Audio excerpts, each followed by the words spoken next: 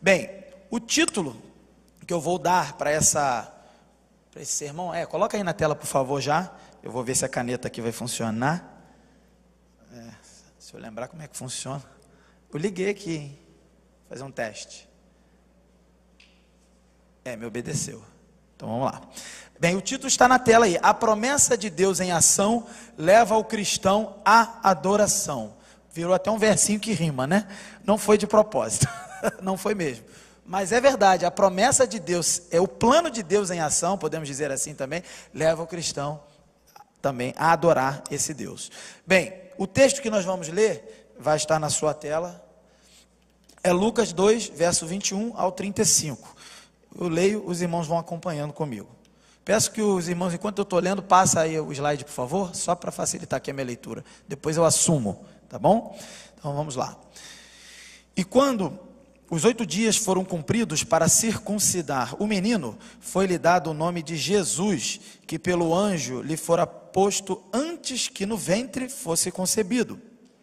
E cumprindo-se os dias da purificação dela, segundo a lei de Moisés, o levaram a Jerusalém, para o apresentarem ao Senhor, segundo o que está escrito na lei do Senhor: todo macho que abrir a madre será consagrado ao Senhor, e para oferecer sacrifício segundo o disposto na lei do Senhor, um par de rolas ou 2 pombinhos.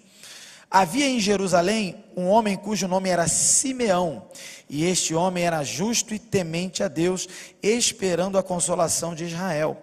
E o Espírito Santo estava sobre ele, e fora-lhe revelado pelo Espírito Santo que ele não morreria antes de ver o Cristo do Senhor. E pelo Espírito foi ao templo, e quando os pais trouxeram o menino Jesus para com ele procederem segundo o uso da lei, ele então o tomou em seus braços e louvou a Deus e disse: agora, Senhor, despedes em paz o teu servo, segundo a tua palavra, pois já os meus olhos viram a tua salvação, a qual tu preparaste perante a face de todos os povos, luz para iluminar as nações e para a glória do teu povo Israel. E José e sua mãe se maravilharam das coisas que dele se diziam.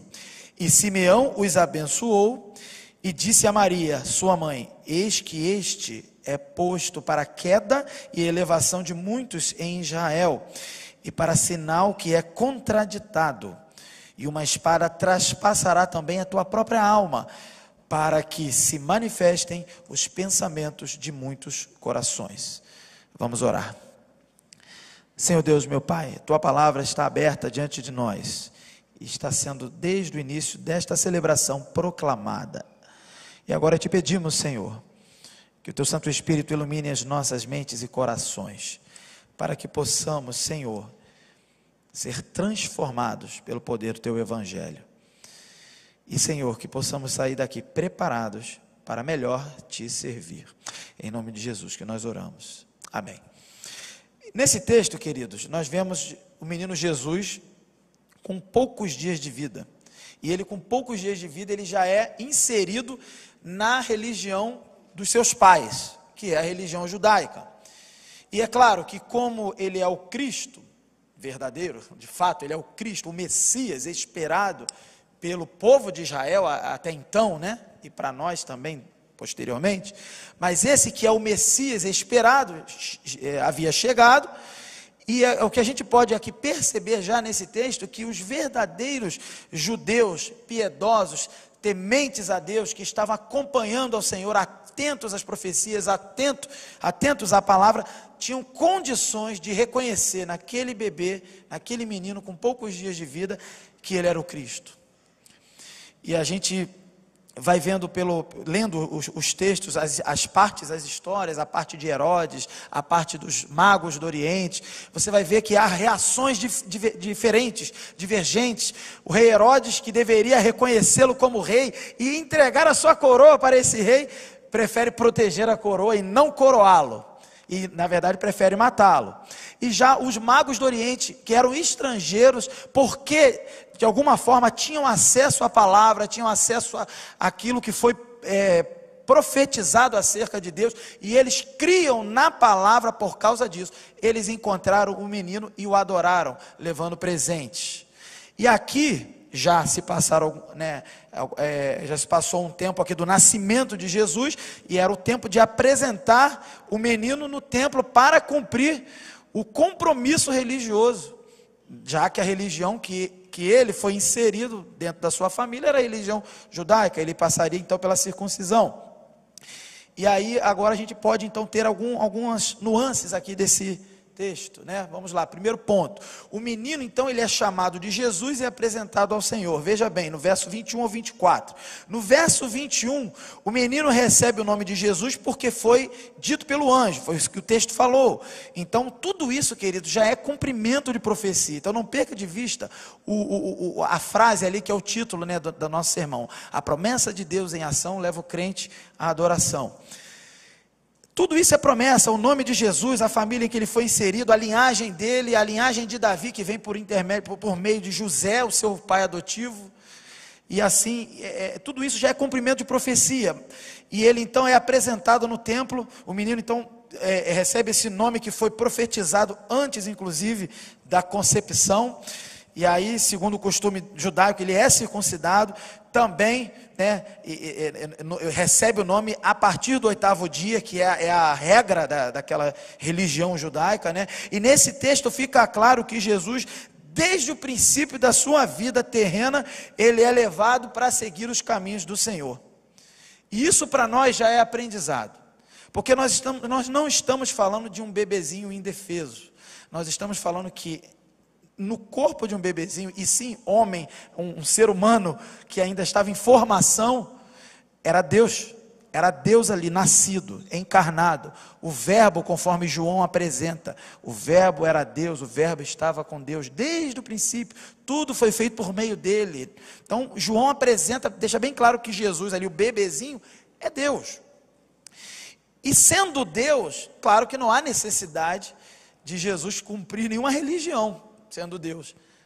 É claro que ele não tinha necessidade, porque religião é para quem está desligado de Deus. Por isso o significado da palavra religião, religação. Jesus é a religação. Aquele bebê é a verdadeira religião, a verdadeira religação. Mas ainda assim, por causa do seu autoesvaziamento, descrito em Filipenses 2, porque ele não tomou para si o fato de ser Deus e decidiu se esvaziar, né? E se apresentou a nós aqui como servo obediente até a morte de cruz, diz assim o apóstolo Paulo em Filipenses. Por causa disso ele continua o seu processo de esvaziamento. Gente, ele é um bebezinho, e dentro desse plano ele deveria praticar uma religião, e como deveria praticar uma religião, ele estava sendo ensinado, no caso, a servir a Deus pelos seus pais. Até mesmo o Deus encarnado foi ensinado a servir a Deus, foi ensinado a aprender sobre a palavra de Deus desde bebezinho.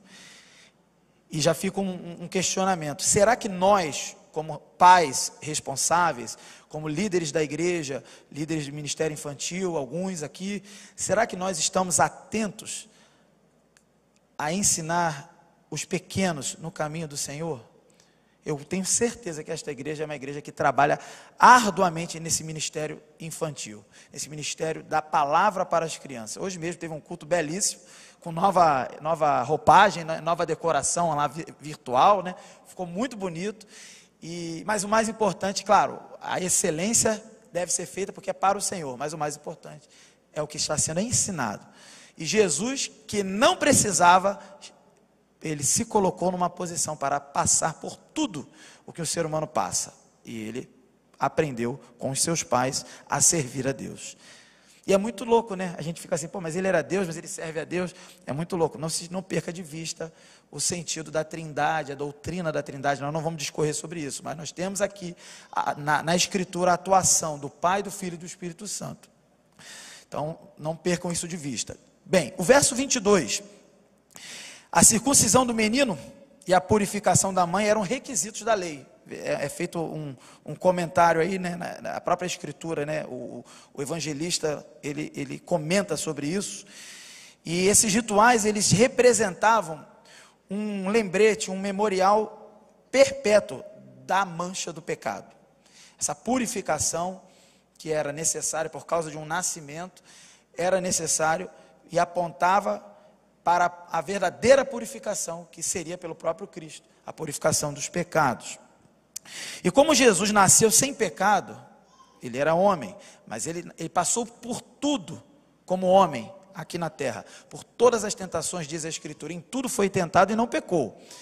Mas ele não tinha o pecado herdado de Adão, porque ele não é oriundo de Adão, ele é oriundo do Espírito Santo, uma obra do Espírito Santo.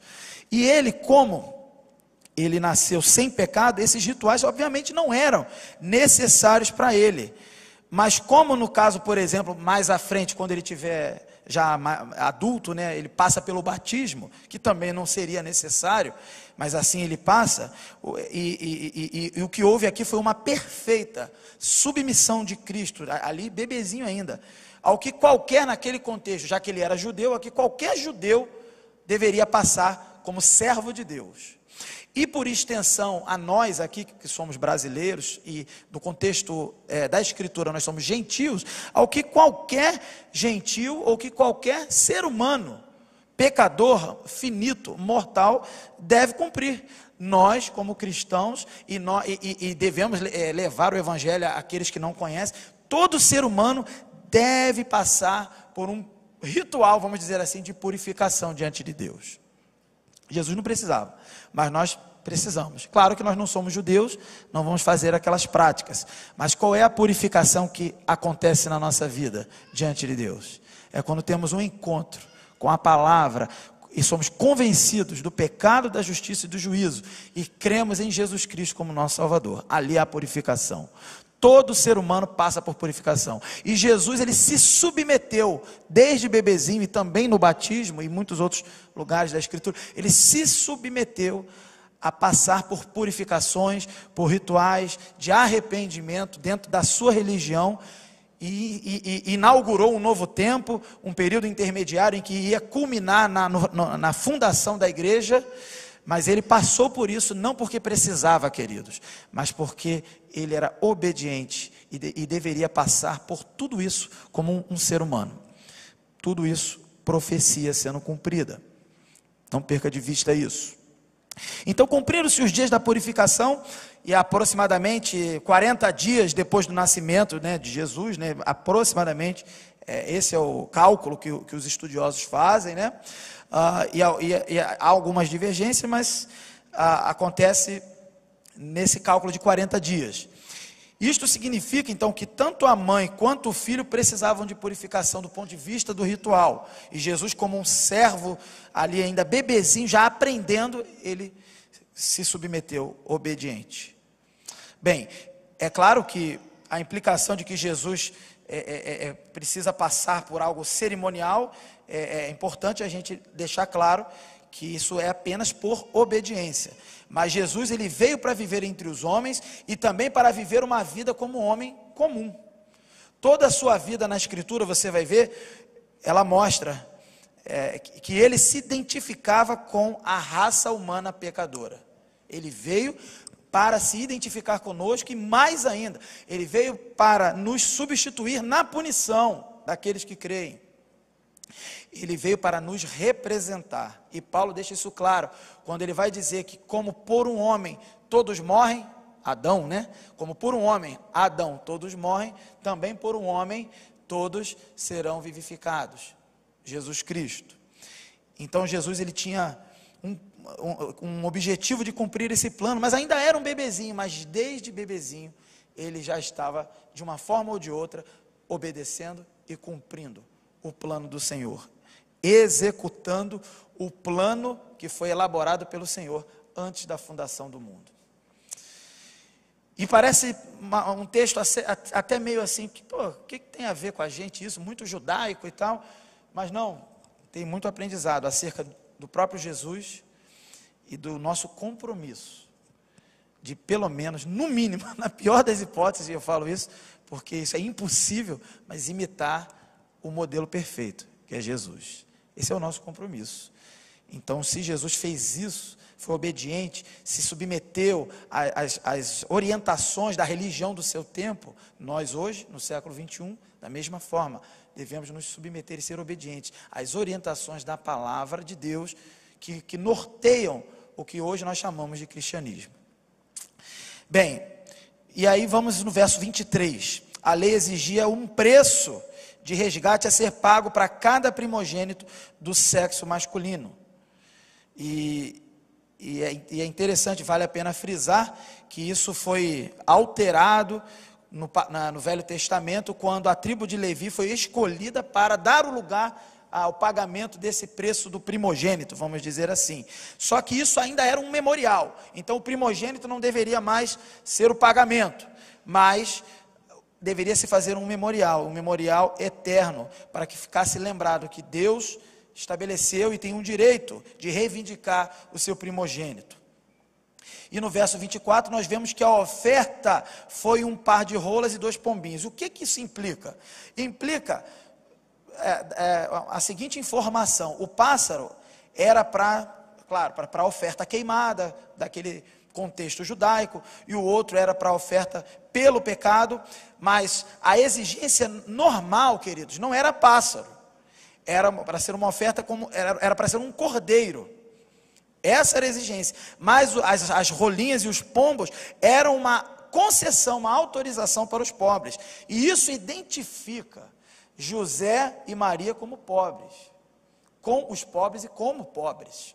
E Jesus, então, da mesma forma, por esse texto, também não só viveu entre nós, mas foi pobre, viveu entre os pobres. Ele teve uma família humilde, que não tinha condições de comprar um cordeiro para apresentar no templo diante do Senhor. E isso nos mostra que Jesus, até nisso, ele foi bem humilde e se colocou na condição mais baixa. Mas, queridos, só pelo fato de Jesus ser Deus e decidir se apresentar aqui agora, nascer, encarnar como homem, isso já é humilhação. É você colocar, de certa forma, o ser infinito e eterno de Deus, agora numa posição do mais obediente e humilde e finito, né, dos seres ali. E o que a gente aprende? Obediência, humildade, buscar ao Senhor, aprender na casa dele, ensinar os nossos pequenos na casa dele. É isso que a gente aprende. A vida de Jesus, cada relance da vida de Jesus, desde bebê, é um aprendizado, é um ensinamento para a nossa vida. No verso 24, então, nós vemos, eu já falei, né, que ele se identificava como pobre, mas o que vale frisar aqui é que o fato de ser pobre não o impedia de servir a Deus e de adorar a Deus. O fato de ser uma família pobre não o impedia de contribuir de alguma forma no altar do Senhor. Então não percamos isso de vista. E agora vamos para a continuação dessa cena. Então Maria, José e o menino Jesus estavam no templo. E agora acontece a segunda parte dessa cena. Simeão entra na história, e aí o subtítulo que eu coloquei é: Simeão alcança o seu objetivo. Simeão, e o pastor Lucas explicou muito bem na quarta-feira, quem ele era, pouco sabemos, né? O que sabemos é que ele era um homem justo e temente a Deus, porque está no texto, verso 25. E ele também era um homem que estava esperando a consolação de Israel, ou seja, ele era um dos piedosos de Israel, um dos crentes ali, vamos dizer assim, servos de Deus, que estava clamando e orando pela consolação de Israel. Isso aponta, claro, para o reino messiânico, o reino do Messias. Mas isso tem a ver com o fato do reino de Israel ter sido dividido em reino do norte e reino do sul, ter passado pelo exílio e estar naquela situação específica do tempo de Maria, José e Jesus recém-nascido, em que o povo judeu ali, o povo que pertence a Israel, esse povo, além de estar fragmentado em uma parte espalhada pelo mundo, quem estava ali na geografia da Palestina, onde é a terra santa, considerada santa, né? Eles estavam também escravos de Roma. o grande império daquele tempo. Então, havia esse sentimento dos religiosos, dos piedosos, dos mais obedientes à palavra, que clamavam pela consolação de Israel. E isso é previsto, é descrito, por exemplo, em Isaías 40, verso 1, que diz assim: consolai, consolai o meu povo, diz o vosso Deus. Mas isso é interessante, porque eles tinham uma expectativa, o povo, do Velho Testamento, o povo judeu, e tinha uma expectativa de um Messias político, de um líder, de um rei que ia assumir o trono de fato, e que ia consertar os problemas da nação, ia libertar a nação, inclusive ali daquele jugo do Império Romano. Eles tinham essa expectativa, mas o rei estava ali, numa família pobre, que estava ali prestando ali o seu ritual diante de Deus, de purificação, e apresentando uma oferta pobre, uma oferta autorizada, porém pobre. Ele não tinha palácio, e aquele que deveria identificá-lo e dar a sua coroa, não deu. Herodes queria matá-lo, mas ele era o rei, e é interessante que esse Simeão aparece, então, como uma pessoa com essa expectativa, mas ele também tem algumas nuances que o fizeram identificar, apesar da humildade, da realidade humilde e pobre de Jesus, o fizeram identificar. No meio dessa aparência de humildade e pobreza, daquele contexto em que Jesus nasceu, ele identificou ali algo que só pelo Espírito Santo é possível identificar. Veja bem, no verso 25 e no verso 26, o texto diz assim: o Espírito Santo estava com ele, Simeão.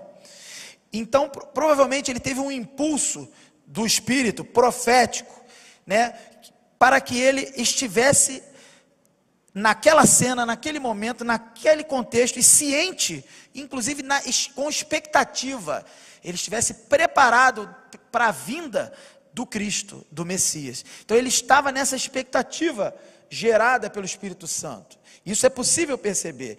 Eu diria, até aí alguns estudiosos diriam que ele foi, naquele contexto específico, divinamente inspirado. Ele não escreveu nenhum texto bíblico, mas ele estava ali inspirado pelo Espírito Santo para um encontro triunfal que foi prometido para ele, nós veremos. No verso 27, diz assim: e pelo Espírito foi ao templo. Gente, quando a gente começa a ler isso, a gente começa a esquecer. Eu, pelo menos, quando eu fico meio desligado, desatento, eu começo a esquecer o que eu li antes. A gente começa a pensar que ele é um profeta, que ele é de uma elite religiosa, que ele é um líder do templo. Não era, o texto não diz isso. Se era, o texto não explica isso. Muito provavelmente não era.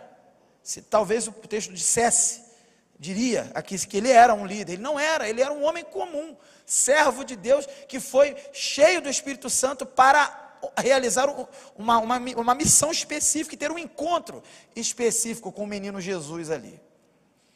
Então, ele pelo Espírito Santo foi ao templo, e ele foi ao templo, não foi em qualquer hora, ele foi, como diz a Escritura, em vários momentos, quando Deus age em favor do povo, quando inclusive é mencionado, quando Jesus vem ao mundo, é mencionado que Jesus veio ao mundo na plenitude dos tempos, ou seja, no tempo perfeito. E esse homem, Simeão, cheio do Espírito Santo, homem temente a Deus, que aguardava a consolação de Israel, esse homem, ele simplesmente foi na plenitude dos tempos, apareceu no momento certo, para ter um encontro com Jesus, porque ele foi guiado pelo Espírito Santo. E quando ele encontra, é importante frisar, nós não sabemos se ele tinha ouvido alguma história, algum relato, afinal de contas, a história dos evangelhos vai dizer que tiveram os pastores que anunciaram o nascimento de Jesus, e tiveram muitas pessoas que testemunharam acerca do nascimento de Jesus. Por exemplo, quando os magos foram até o rei Herodes e comentaram e perguntaram: cadê o rei que nasceu? E o Herodes não sabia, mas diz ali que ele ficou perturbado e toda Jerusalém perturbada, ou seja, tomou conhecimento dessa notícia, toda Jerusalém. Então havia uma informação na cidade, havia uma informação no contexto daquele tempo em que nasceu o Cristo. E alguns diriam: será que nasceu mesmo? Outros Então, deve ter nascido, uns creram, outros não creram, mas havia esse debate dentro do contexto da cidade. Então, a gente não sabe se ele estava também atento ao que estava sendo dito. O que a gente sabe é que o Espírito Santo o enviou lá. E aí vamos ao terceiro. Ele, quando encontra com a família de Jesus, com o próprio bebezinho ali, ele então louva a Deus. Ele adora ao Senhor com um cântico. Verso 28 ao 32. E no verso 28 nós temos uma importante informação de que Simeão, ele toma o menino nos braços, louva a Deus, e ele vai dizer algumas coisas. Os versos 29 a 32 são o cântico de Simeão. E se a gente comparar o cântico de Simeão com os outros cânticos ali do contexto do Natal, da história natalina, ou seja, o cântico de Maria e o cântico de Zacarias, ele não eu diria poético, estético, ele não tem uma beleza textual, vamos dizer assim. Ele é mais concentrado em falar a verdade daquilo que o Espírito Santo tinha tratado com ele ali. E é interessante que ele começa, e o pastor Lucas frisou muito bem, né, o tema do seu sermão, com essa afirmação aqui: agora, Senhor, podes despedir em paz o teu servo. E essa frase já dá para perceber e entender que provavelmente ele só estava esperando esse encontro para morrer, para ir para a glória, para encontrar com o Senhor. E ele provavelmente, né, a tendência é que ele fosse idoso, que ele já fosse um ancião. Ele estava só aguardando esse encontro. Por quê? Ele vai explicar, né? Ele vai explicar no verso 30, os meus olhos viram a tua salvação. Queridos, mas olha que reação de quem, e olha o que foi identificado. No verso 29, a reação de Simeão foi: podes despedir em paz o teu servo. Ou seja, eu não preciso de mais nada desse mundo e dessa vida, porque eu tive o encontro que satisfez a minha alma. E é isso que deve ocorrer em nossa vida, queridos. Quando nós temos um encontro com o Salvador, essa deve ser, em certo sentido, a nossa declaração ao Senhor. Senhor, eu não preciso de mais nada. Se quiser me levar, me leva, porque eu já tenho o que eu preciso. Não é o que eu mereço, porque eu mereço a morte. Eu mereço o inferno. Mas o Senhor, por graça e misericórdia, não me deu o que eu mereço. Me deu, de fato, o que eu e toda a humanidade até precisa. O Salvador. Estamos vivendo períodos difíceis, de lutas, de provações, também de privações em alguns contextos. Temos compartilhado informações de enfermos na nossa igreja, enlutados. E essa é a vida do ser humano aqui na terra, é de luta, de desafios. E tem pessoas que têm a esperança da sua vida nesse mundo aqui. A esperança de que algo melhor. Tem gente que está apostando numa vacina para a coisa dar certo. Tem gente que está apostando num remédio. Tem gente que está apostando num governante. Tem gente que está brigando por causa de governante. Tem gente que vota em um, vota no outro, e está todo mundo se degladiando, porque deposita a sua esperança falsa, expectativa falsa, naquilo que não satisfaz. Esse ancião, esse homem humilde, zeloso, que pelo Espírito identificou a salvação, quando ele identifica a salvação, ele já diz: eu estou satisfeito, eu estou completo, eu não preciso de mais nada. E não é porque ele poderia ser velho mesmo não, queridos. Nós, não importa a idade, adolescentes aqui ao meu lado, não importa, jovens e também idosos, não importa a nossa faixa etária, quando encontramos com Jesus, se encontramos de fato pelo Espírito e o identificamos como Salvador, a nossa resposta e reação deve ser uma só: eu não preciso de mais nada, nada me abala, eu posso morrer, ainda que morra, diz a Escritura, viverá. Essa é a diferença de quem identifica pelo Espírito a salvação.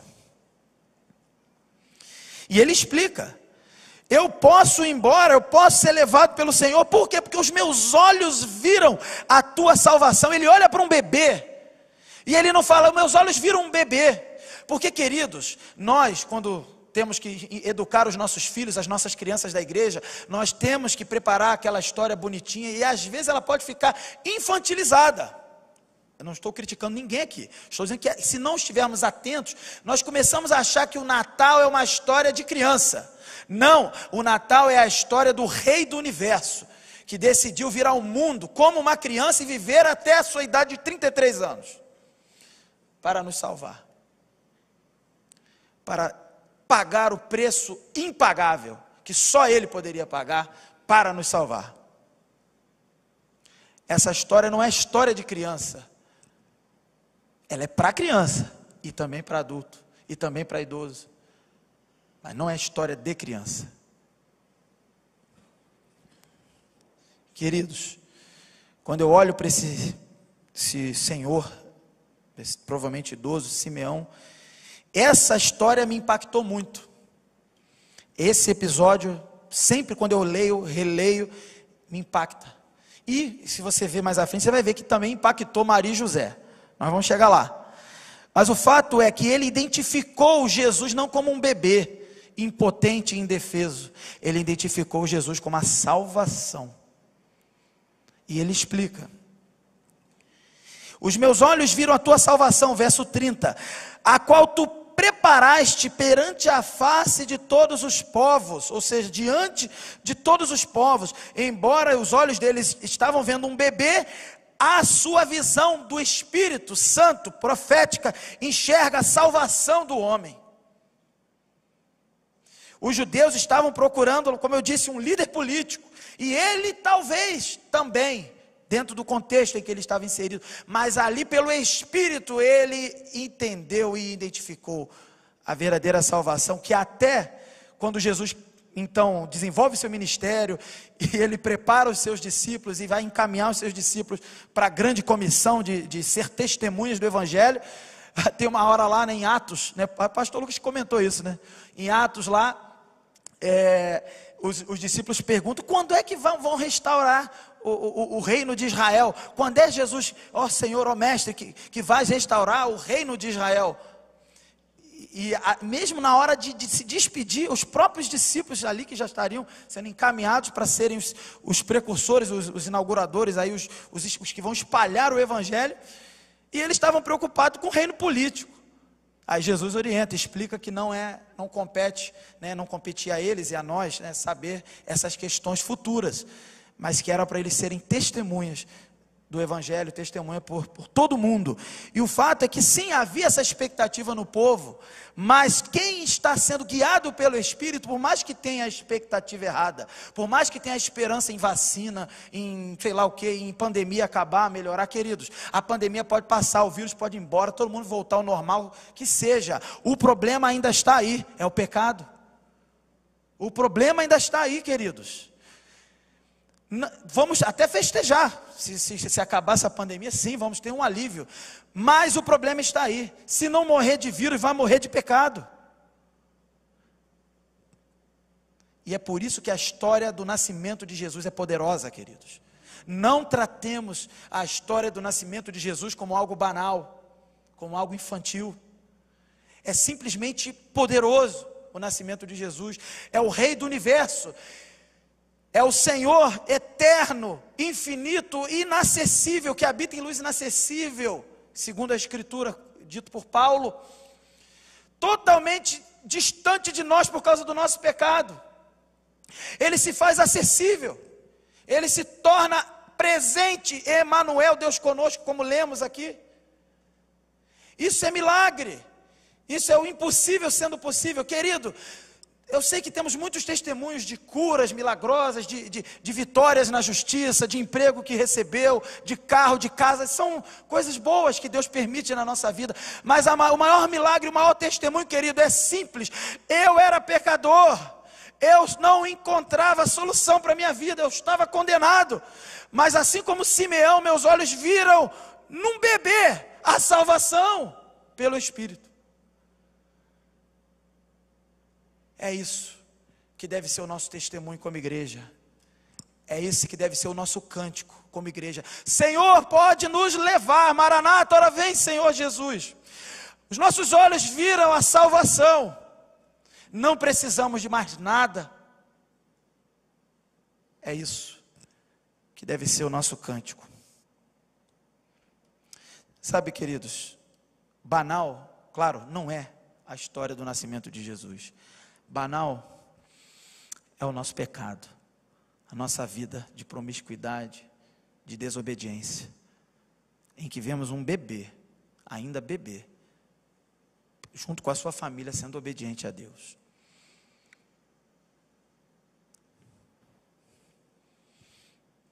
E ele diz: a qual tu preparaste perante a face de todos os povos. E aí, isso é cumprimento de profecia. Muitos textos proféticos mencionam, claro, Jesus, ele é profetizado acerca de Jesus desde o Velho Testamento, desde Gênesis 3,15, que vai dizer que da semente da mulher nascerá aquele que vai esmagar o descendente da serpente, que é o pecado, que é o mal, Jesus. E o Salmo 98, 2 diz assim: o Senhor fez notória a sua salvação, manifestou a sua justiça perante os olhos dos gentios, ou seja, não só do povo de Israel, mas de todas as nações, porque Jesus veio para todas as nações. E esse homem, Simeão, ele falou isso, ele identificou isso, apesar de ser judeu, ele estava conectado com a Escritura, ele tinha conhecimento da palavra que muitos judeus não tinham, e defendiam que a salvação era só para eles. E desde o Velho Testamento é dito e é previsto que a salvação é para todas as nações. E esse homem, devidamente informado pelo Espírito Santo e pelo seu conhecimento da palavra, até então o que ele tinha acesso da revelação de Deus, ele identificou salvação não só para Israel, mas para as nações. E ele explica no verso 32, luz para iluminar as nações e para a glória de teu povo Israel. Ou seja, ele divide aqui o sentido de salvação, um entendimento para gentios e o outro entendimento para o povo de Israel, mas no todo é a mesma coisa, é a libertação do pecado. Mas a libertação do pecado para nós que não somos de Israel, para nós que somos gentios, as gentes, os povos, para nós é luz, porque andávamos na ignorância das trevas. E como diz o texto de João 1, vai dizer lá no verso, se eu não me engano, no verso 5, vai dizer que a luz venceu as trevas não conseguiram derrotar a luz, e essa luz, e até os ímpios cantam isso, é Jesus.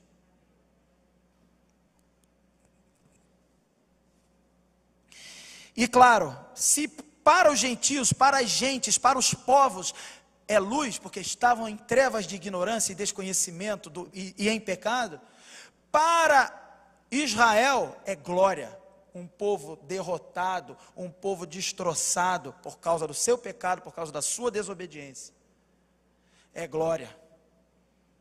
É isso que o cântico de Simeão declara pelo Espírito. Aqui podemos ver, queridos, que Simeão ele estava mais em harmonia com a profecia do Antigo Testamento do que os judeus da sua época.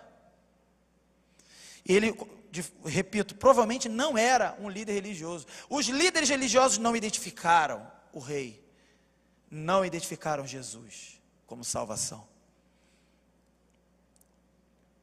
Vários textos prometeram a salvação. Por exemplo, Isaías 60, verso 3, que diz assim: e os gentios, aí ó, Velho Testamento falando dos gentios, e os gentios caminharão à tua luz, e os reis ao resplendor que te nasceu. Queridos, o que vemos nessa cena é o cumprimento de profecia, do plano de Deus, e isso só nos dá uma reação: pode me levar à adoração, rendição e prostração a esse Deus. Quarto, terminando, a bênção e a profecia de Simeão. José e Maria, você vê no verso 33, eles se maravilharam. E é importante frisar que Simeão não estava dizendo a José e Maria nada que eles não soubessem, não era, eles já tinham tido informação acerca do filho que eles estavam ali cuidando já, do anjo, do próprio Deus, mas o fato deles se maravilharem não é porque eles não sabiam quem era Jesus, claro que eles sabiam, eles se maravilharam porque aquela cena foi espetacular, queridos. Foi um estranho que aparece do nada e pega aquele bebê no colo, e tudo isso guiado pelo Espírito Santo, e ele faz uma declaração teológica perfeita, porque veio do Espírito Santo, acerca de Jesus, da salvação, totalmente coerente com o Velho Testamento. Queridos, isso é de se maravilhar. E eles, José e Maria, se maravilharam. E a maravilha para eles então é isso, é que tudo estava acontecendo, eles estavam vendo aos seus olhos, José e Maria estavam vendo a perfeita harmonia no cumprimento das profecias e do plano de Deus. E Simeão então, diz o verso 34, os abençoou e disse a Maria, este menino é posto para, vamos lá, vamos ver, primeiro, sobre a bênção, né? A bênção aqui, evidentemente, ela foi para José e Maria. O bebê é que tinha que abençoar, né? Porque o bebê ali é Jesus. A bênção não necessariamente era para Jesus, era para quem carecia de bênção, quem tinha pecado. E Jesus não tinha pecado. A gramática, inclusive, do texto original parece indicar isso, mas nós não podemos bater o martelo quanto a isso. Mas ele, reconhecendo a identidade do bebê, Simeão, ele se conteve, ele abençoa José e Maria. E depois dessa bênção, ele se volta para Maria especificamente. Ele não fala essa parte com José. José está na cena, mas ele se vira para Maria. E ele faz a primeira menção ali, é a primeira menção que acontece no Evangelho de Lucas, um dos primeiros momentos em que se é mencionada oposição ao reinado de Cristo. Oposição ao Evangelho. Oposição ao que Cristo veio fazer. Isso é importante. Quem segue Jesus até hoje enfrenta oposição. Querido, se você conhece a palavra, vive a palavra, obedece a palavra, pratica a palavra, a primeira oposição que você enfrenta é a sua própria carnalidade, sua própria tentação do pecado. E assim, muitas outras oposições, de pessoas que não conhecem a Deus, e até mesmo de outras pessoas, até cristãs, que por um descuido, se desconectam do conhecimento da palavra e se colocam em oposição àquilo que a palavra está dizendo, e que você está tentando praticar. Oposição. Isso é colocado aqui diante de Maria, acerca de Jesus. E ele fala, ele é posto, ele diz, né, para Maria, esse menino é posto como queda ou para queda e elevação de muitos em Israel. Isso aqui não é sentido assim de que as pessoas vão cair, vão levantar, cair e levantar, não é isso.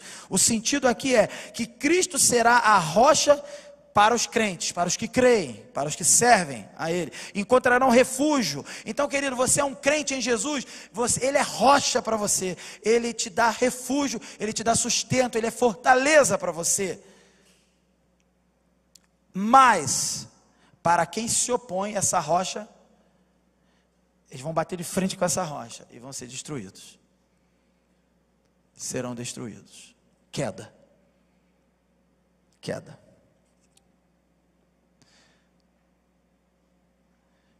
Queridos, seguir a Jesus, como muito bem falou o pastor Lucas na quarta-feira, inevitavelmente exige de nós uma resposta. Não é possível ficarmos diante de Jesus, diante daquilo que Jesus fez, daquilo que é revelado acerca dele, na Escritura, da ação dele sobrenatural até hoje. Não é possível ficar alheio, indiferente, porque quem fica indiferente já escolheu a sua posição. Segundo a Escritura, quem fica indiferente já está nascido debaixo de condenação. E aí Cristo, para esse, é rocha para derrubar, para queda. Agora, aquele que crê, ele é proteção, ele é pedra angular, ele é rocha firme que sustenta, em dias difíceis como os nossos que estamos vivendo. Não é possível, depois eu vejo, o que eu vou fazer? Se você está falando depois você vê, quer dizer que você já escolheu a sua posição. Porque a Bíblia diz assim, que aquele que crê no Filho tem a vida eterna, mas quem não crê no Filho já está condenado. Então quem não se posiciona, já nasceu posicionado em oposição, em inimizade, com Deus e com aquele que veio executar o plano de Deus aqui na terra, Jesus Cristo. e ele será para esses, enquanto não se arrependerem, instrumento de queda, porque estarão se opondo. E aí ele vai dizendo, queda e elevação em muitos de Israel, e aí vamos à frente.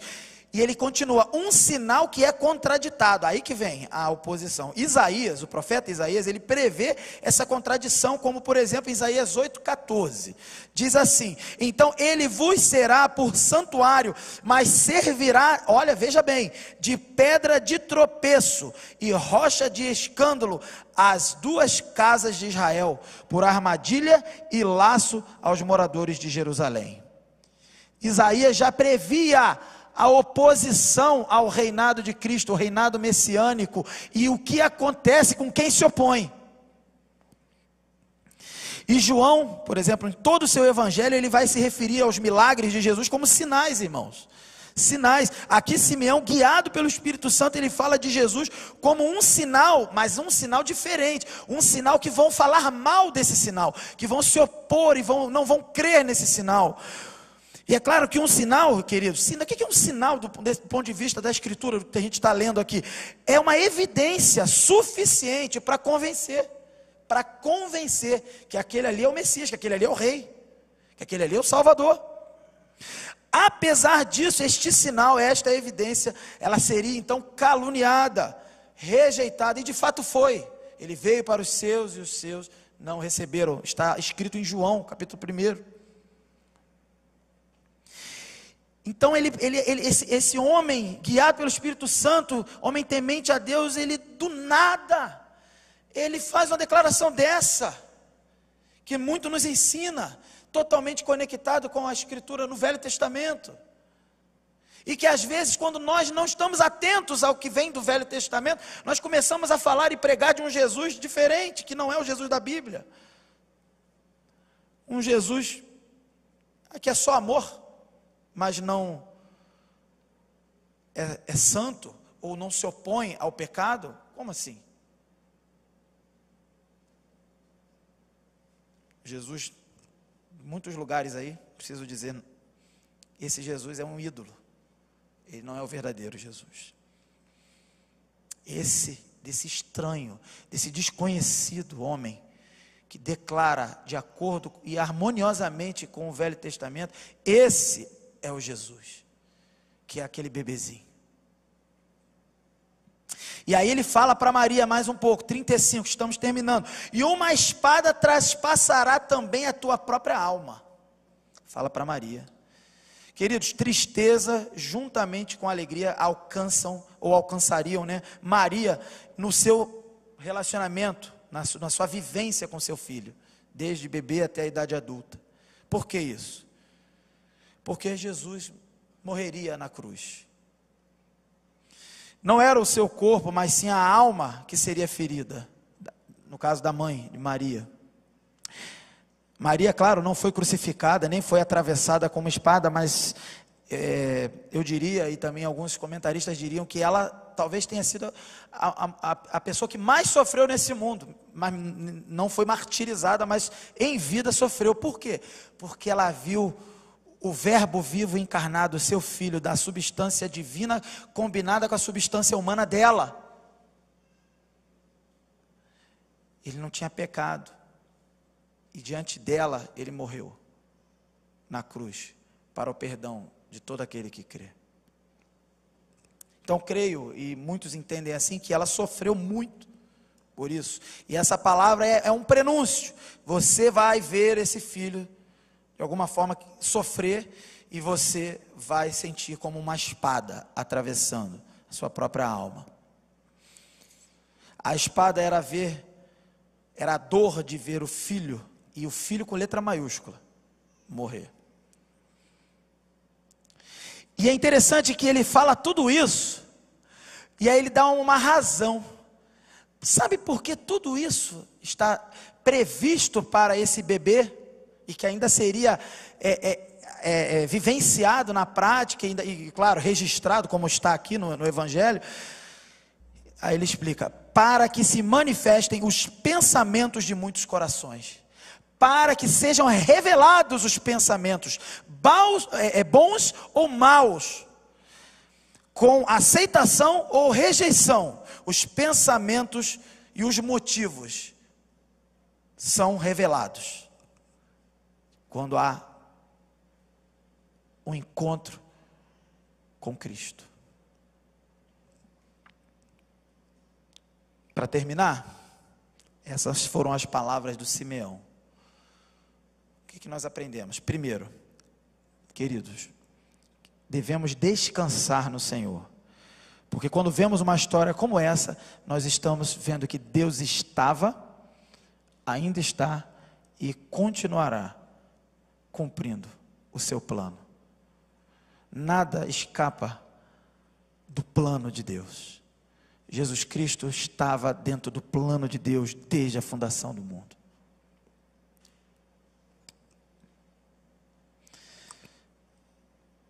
Não tema, não se permita ser tomado por dúvidas e incredulidade, dos inúmeros problemas que todos nós temos ao longo da vida. Deus está cumprindo o plano dele, e a maior prova é o que Jesus Cristo veio fazer: a salvação para todo aquele que crê.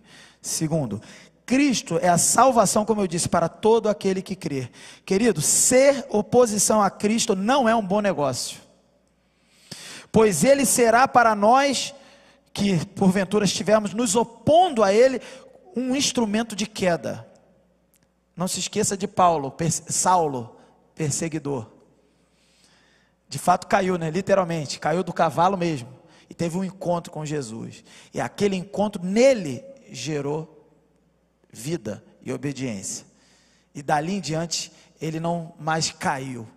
Por mais que ele apanhasse, por mais que ele fosse açoitado, pregando o evangelho por onde ele foi, por mais que ele fosse preso, impedido de ser um cidadão até normal, porque ele estava pregando aquele que ele viu, ele não mais caía. A última queda de Paulo foi quando ele era Saulo e caiu do cavalo, quando viu Jesus. Ele creu. Portanto, não se coloque contra. Naquele encontro de Saulo com Jesus, de Jesus com Saulo, tem uma frase de Jesus muito interessante: não vale a pena recalcitrar contra os aguilhões, ou seja, dar murro em ponta de faca. Você não vai vencer. Você está perseguindo a mim, você não vai vencer. E o terceiro e último ensinamento: diante dessa obra maravilhosa do Senhor, nós devemos expressar, assim como Maria e José, assim como o próprio Simeão, devemos expressar a nossa admiração, adoração, exaltação a essa obra redentora de Jesus Cristo. O que vemos aí é o cumprimento de profecias milenares, e isso te dá e me dá vida eterna. A reação do cristão, quando vê o plano de Deus sendo cumprido, no Natal, e depois do Natal, em qualquer hora ou época do ano, é se render em adoração, é se render e reconhecer que você, que eu, que nós nada podemos fazer, mas Jesus Cristo fez tudo, e a nossa declaração deve ser: pode me levar, eu já tenho tudo o que eu preciso. Concluindo, que neste Natal que já passamos, ou em qualquer época do ano, que você possa, que todos nós possamos ter um compromisso com Cristo, assim como ele, bebezinho, já ali estava tendo um compromisso com Deus, sendo ensinado dentro da religião judaica, um compromisso com ele, um compromisso com o plano de Deus que está em execução nesse mundo, um compromisso com a palavra que desde a fundação do mundo, desde as primeiras profecias, desde Gênesis, vem falando acerca de Jesus, até que revela quem é Jesus. Que você possa ter os olhos espirituais de Simeão, e quando olhar para o bebê, não veja o bebê apenas, veja o Rei do Universo. Entregue sua vida a Ele. Não seja opositor a Ele. Todas as coisas, segundo Paulo vai dizer em Efésios, apontam e convergem para Jesus. O plano de Deus é fazer, verso 9 de Efésios 1, é fazer todas as coisas apontarem, circundarem, cercarem, girarem, convergirem em torno de Jesus. Se você está aqui na igreja, se você trabalha na casa do Senhor, é por causa de Jesus. Não é porque você quer, não é porque você gosta, é por causa de Jesus. Se você está com alguma dificuldade com algum irmão, e Jesus já ensinou que deve ser resolvido qualquer problema de relacionamento, perdão e pedidos de perdão, você tem que lidar com esses irmãos, com essas pessoas por causa de Jesus, porque Ele lidou com você, Ele lida com você, Ele te transformou de inimigo a amigo. O que Jesus veio fazer é poderoso, é infinito. Entregue sua vida a Jesus. E se você já é da igreja, se você já é um cristão, persevere e entregue-se todos os dias ao Senhor Jesus. Não perca de vista, não esqueça nenhum detalhe dessa história, não esqueça nenhum significado, não esqueça nada, não deixe passar batido nada, porque a nossa carnalidade quer reinar, quer ser o rei, mas Jesus é que é o meu e o teu rei. Ser opositor a Jesus é ter Ele como pedra de tropeço e escândalo. É um tropeço que começa aqui nesse mundo e vai se estendendo até a eternidade no inferno. Não faça isso. Seja um seguidor de Jesus, e Ele será para você e para mim como um sustento, um refúgio, o salvador da minha e da tua alma, para que nós tenhamos a vida eterna. E eu digo mais uma vez a fala de Simeão: pode despedir o teu servo, pode levar o teu servo, porque os meus olhos viram a salvação. Que para tanto o Senhor nos abençoe. Maranata, ora vem, Senhor Jesus.